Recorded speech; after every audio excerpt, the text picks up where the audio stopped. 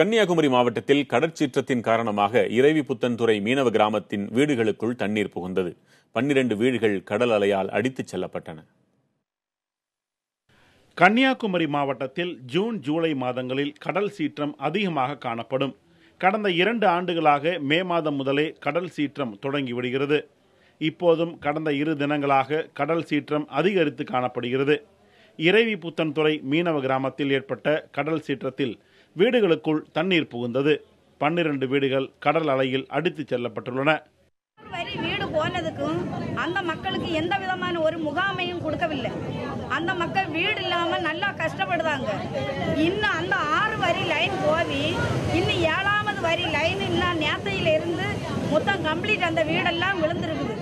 அந்த ஆளுக எல்லாம் உயிருக்கு என்ன ஒரு பாதுகாப்பு எங்களுக்கு கவர்மெண்ட்டை கொண்டு இல்லைன்னு கொண்டு அந்த ஆளுக எல்லாம் கிடந்து அதறி பதறி எல்லாம் கிடந்து பரிதாபப்படுது.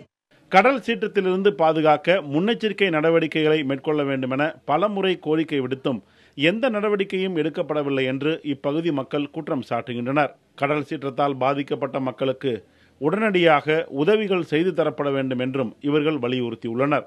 புதிய தலைமுறைக்காக கன்னியாகுமரியிலிருந்து செய்தியாளர் மனு.